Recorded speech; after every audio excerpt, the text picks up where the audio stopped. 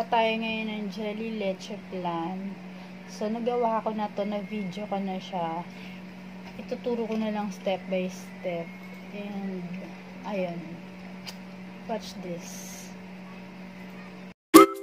So, yun na nga guys. Tutunawin lang muna natin tong sugar para maging caramelize siya. So, dapat mahina lang yung apoy natin para hindi siya mabilis masunog. Ayan. Halu-haluin lang muna natin to guys. Para mabilis matunaw yung sugar. Ayan. Kung napapansin ninyo, nagme-melt na siya. Ayan.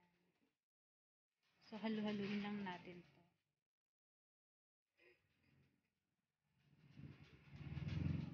Ayan guys. Natutunaw na siya. So, dapat tama lang yung pagka-brown niya. Huwag yung masyadong dark kasi masyadong mapakla pag ganun. So, ayan. Okay na to guys. Pwede na to. So, lahat ng yanera natin is gaganituhin lang natin. Ayan. Kung nakikita nyo guys, tunaw na siya. And tama lang yung pagka-brown.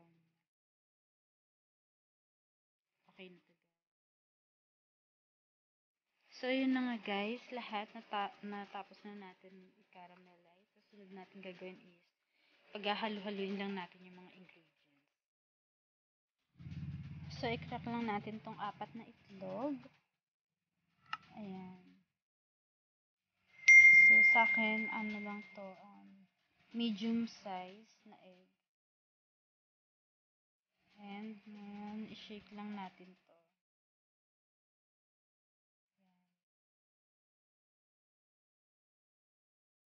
Then, lagyan na natin yung 3 lata ng ebaf milk.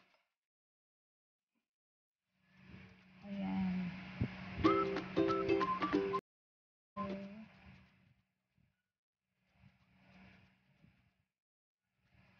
And then, sunod na natin yung condense. 2 lata ng condense yung gagamitin natin dito guys. Sasimutin muna natin kasi sayang. Ayan.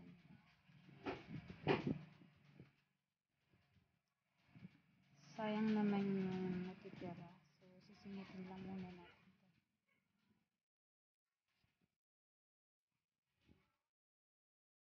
Ayan. Okay na. So, after nyan, halu-haluin na lang natin to guys.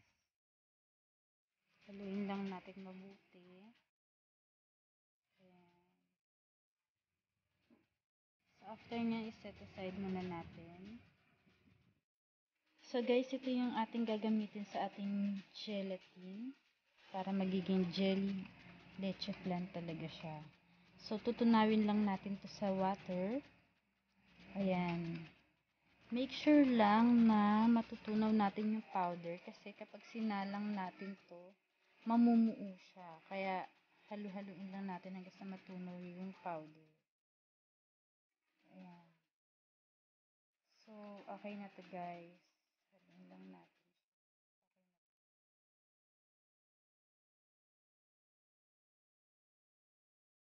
So, ang next, sasalain lang natin to guys. Para matanggal yung mga namuong egg white.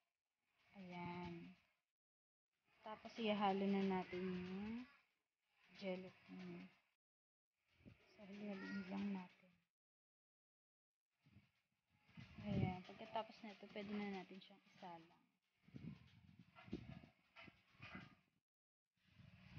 So, ayan guys, isasalang na natin to. Ayan. Hihinaan lang natin yung apoy para at least hindi masusunog yung ilalim. So, hahalu-haluin lang natin to. Ayan.